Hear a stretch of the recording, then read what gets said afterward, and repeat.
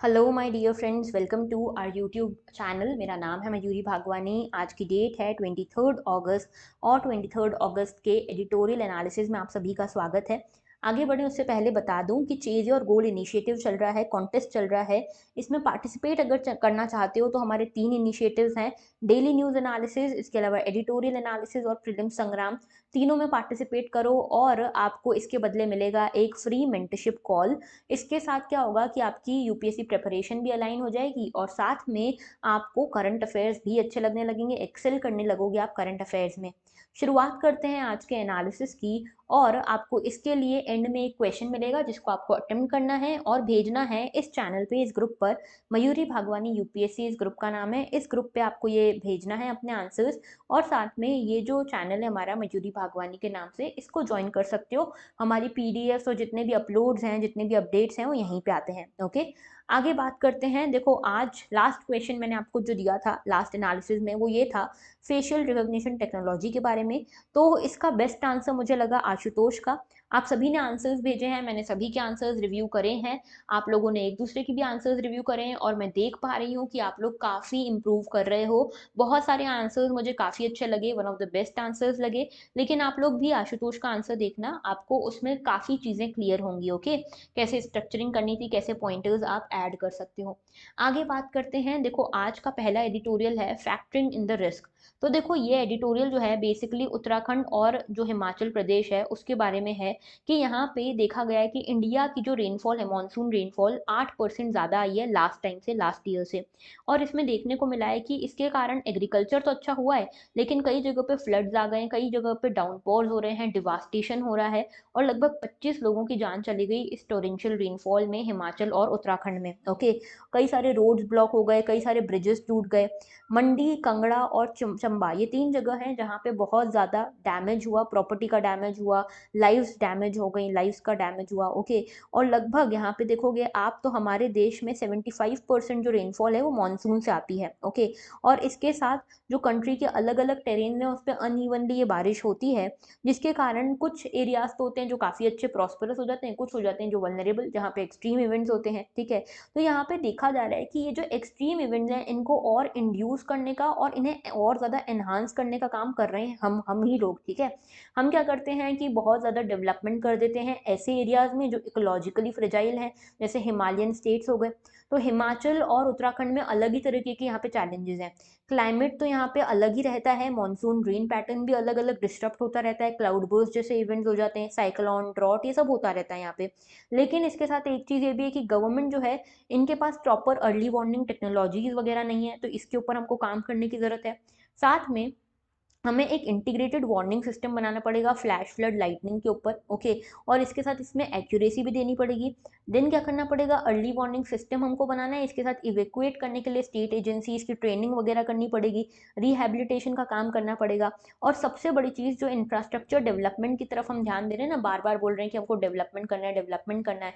ये डेवलपमेंट के लिए ज़रूरी है कि हम यहाँ पे अपने आसपास के टेरेन पे, नेचुरल एनवायरनमेंट पे, क्लाइमेट पे, इन सभी पे भी ध्यान दें, टोपोलॉजी पे भी ध्यान दें। क्योंकि अल्टीमेटली अगर इनका इनका बैलेंस बिगड़ता है ना, तो ओवरऑल सब कुछ खराब हो जाएगा। ओके, तो ध्यान देना पड़ेगा कि अगर हम इंफ्रास्ट्रक्चर डेवलपमेंट कर रहे हैं तो इतना ना कर दें कि हम यहाँ पे अपने ही नेचर को नाराज कर दें और उसके चक्कर में ये सारे डिजास्टर्स हो। ठीक है, तो बस छोटा सा आर्टिकल था, यहाँ पे इसलिए रखा सो दैट आप थोड़ा सीखो, लर्न करो कि किस तरह से आपको यूपीएससी में आंसर की स्ट्रक्चरिंग करनी है, कैसे फ्लो बना हुआ होना चाहिए। ओके, नेक्स्ट देखो, नेक्स्ट है हमारा not centres of learning yet.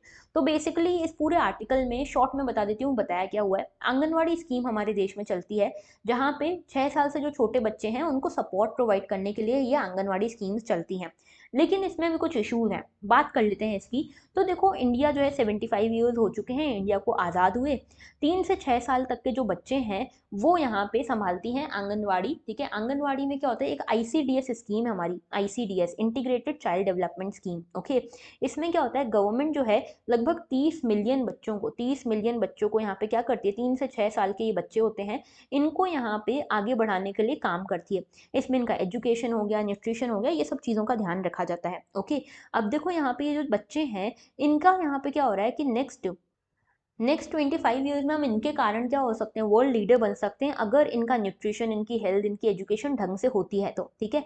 और इसके साथ इंडिया जो है काफ़ी अच्छा कर सकता है और आंगनवाड़ी इसमें इंपॉर्टेंट रोल निभा सकती हैं। अब देखो, आंगनवाड़ी का काम है जो अर्ली चाइल्डहुड केयर है वो प्रोवाइड करना, ठीक है। लेकिन आईसीडीएस की रिपोर्ट्स वगैरह हमने देखी तो उसमें पता चलता है कि पेरेंट्स जो है ना, उनको बार बार बेनिफिशियरी बेनिफिशियरी कहा जाता है, ठीक है।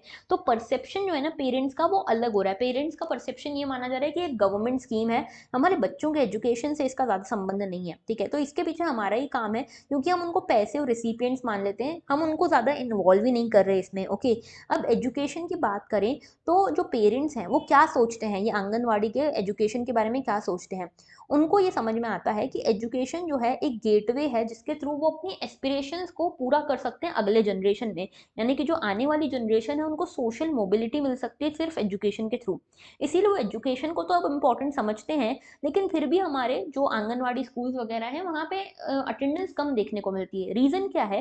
रीज़न ये है कि हम जो है आंगनवाड़ीज में या जो ये सेंटर्स हैं, लर्निंग सेंटर्स, इनमें जो लोग हैं, पेरेंट्स हैं, उन वो क्या चाहते हैं, उनकी डिमांड क्या है, उसको पूरा नहीं कर पा रहे, उनके परसेप्शन के हिसाब से काम नहीं कर पा रहे, ठीक है। एजुकेशन सिस्टम जो है इसमें अर्ली चाइल्डहुड केयर और एजुकेशन है। हमारे देश में आरटीई भी है, आप लोगों को पता होगा, राइट टू एजुकेशन के बारे में। 4 to 14 ईयर्स तक के जो बच्चे हैं उनको इसमें एजुकेशन दिया जाता है, फ्री एजुकेशन, ओके। लेकिन हमारे देश में जो 3 साल के बच्चे हैं, 3 से 4 साल वाले, उनको यहाँ पे आंगनवाड़ी हेल्प करती है, 3 से 6 साल वालों को इनफैक्ट, ठीक है। और जो ये अर्ली चाइल्डहुड केयर वाली चीज़ है, उसमें देखा जा रहा है कि हम यहाँ पे पेरेंट्स की जो डिमांड है उसको कवर नहीं कर पा रहे, उसको कंप्लीट नहीं कर पा रहे। क्यों नहीं कर पा रहे? क्योंकि हमने देखो यहाँ पे एक सर्वे हुआ, यहाँ पे पेरेंट्स से पूछा गया कि आपको क्या लगता है कि आपके बच्चे को किस तरह का एजुकेशन मिले तो वो एक्चुअल में सोशल मोबिलिटी ला पाएगा, अपना जो भविष्य है वो खुद लिख पाएगा, अपना फ्यूचर सिक्योर कर पाएगा। तो यहाँ पे पेरेंट्स का कहना था कि उन्हें इंग्लिश और मैथ्स की स्किल्स दी जाए, ठीक है, लर्निंग सेंटर्स में। लेकिन हमारी आंगनवाड़ी किस पे ध्यान दे रही है? हमारी आंगनवाड़ी लैंग्वेज ड्रिवन एजुकेशन पे ज़्यादा ध्यान दे रही है।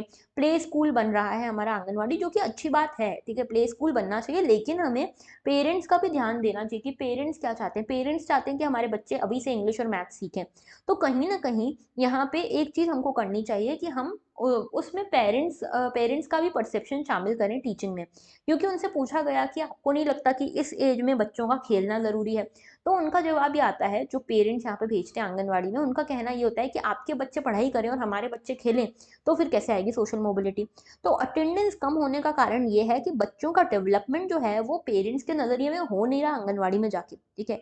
एक्सपर्ट्स ये कहते हैं कि प्री स्कूल जो है, आइडियल प्री स्कूल जो है, उसमें क्या होता है, उसमें यहाँ पे आपको देखने को मिलता है कि फिजिकल एनवायरनमेंट ऐसा बनाया जाता है जहाँ पे लैंग्वेज सीखे, ठीक है, बच्चा जो है लैंग्वेज सीखे, न्यूमरेसी सीखे, सोशो इकोनॉमिक्स यहाँ पे फंक्शन सीखे, स्किल्स वगैरह सीखे, ये सारी चीज़ें होती है, ठीक है। बेसिकली दिमाग डेवलप करने की कोशिश होती है।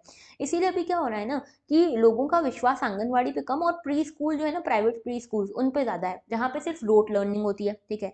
तो यहाँ पे इशू है लैंग्वेज का, कि लैंग्वेज सिखाई जाए। अब देखो, हमारे देश में इंग्लिश का बहुत महत्व है, ठीक है, इंग्लिश को लोग बहुत ज़्यादा इंपॉर्टेंस देते हैं।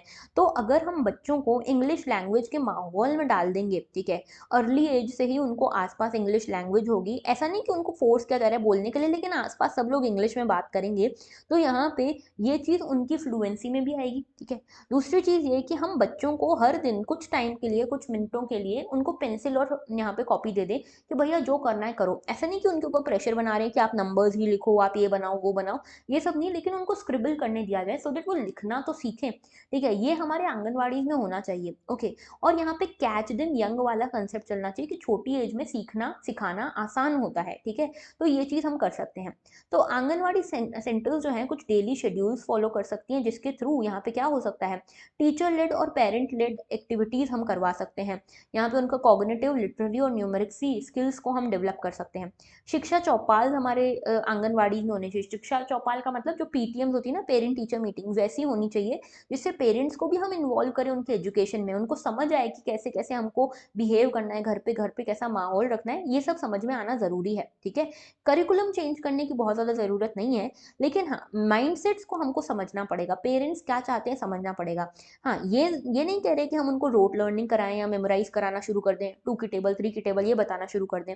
लेकिन कुछ चीज़ें हमको पेरेंट्स के हिसाब से भी करनी पड़ेंगी सो दैट यहाँ पे एक्चुअल में आंगनवाड़ीज़ के थ्रू चेंज आ सके, ओके? और बच्चे चाहें, पेरेंट्स चाहें अपने बच्चों को स्कूल भेजना।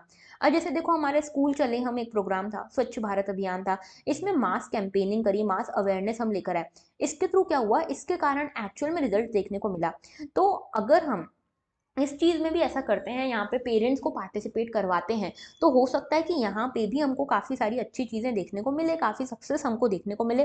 अब आज़ादी का अमृत महोत्सव है और हमारे प्राइम मिनिस्टर मोदी जो हैं वो कहते हैं जन भागीदारी की बहुत इंपॉर्टेंट वैल्यू है आज के टाइम पे। वैसे ही हमारा अगर हमको इंडिया 2.0 बनाना है, अपने देश को डेवलप्ड बनाना है, इसके लिए अर्ली चाइल्डहुड केयर हमको लगेगा, एजुकेशन अर्ली चाइल्डहुड केयर और अर्ली एजुकेशन हमको लगेगा। इसके लिए हमें अभिभावक भागीदारी भी लानी चाहिए, यानी कि पेरेंट्स का पार्टिसिपेशन भी लाना चाहिए, तभी हम आंगनवाड़ी को एक्चुअल में एक्टिवेट कर पाएंगे, वरना नहीं होगा ये कुछ भी, ओके? अब देखो आपके लिए क्वेश्चन ये रहा, India far sighted right to education act is making slow progress in mainstreaming equity, examine its scope for younger children through early childhood education and care. ये आपको लिखना है कितने वर्ड्स में, 150 वर्ड्स में आपको इसका आंसर लिखना है और मुझे भेजना है कहाँ पे, टेलीग्राम ग्रुप पे। आज के लिए इतना ही था, आई होप आपको इससे कुछ मदद मिली हो। अगर आपको ये लेक्चर अच्छा लगा है लाइक ज़रूर करना, शेयर करना अपने दोस्तों के साथ, अपने आंसर्स को ज़रूर भेजना टेलीग्राम पे, एंड अगर सब्सक्राइब नहीं किया है तो वो भी कर लेना। That was all, thank you for watching and have a very good day.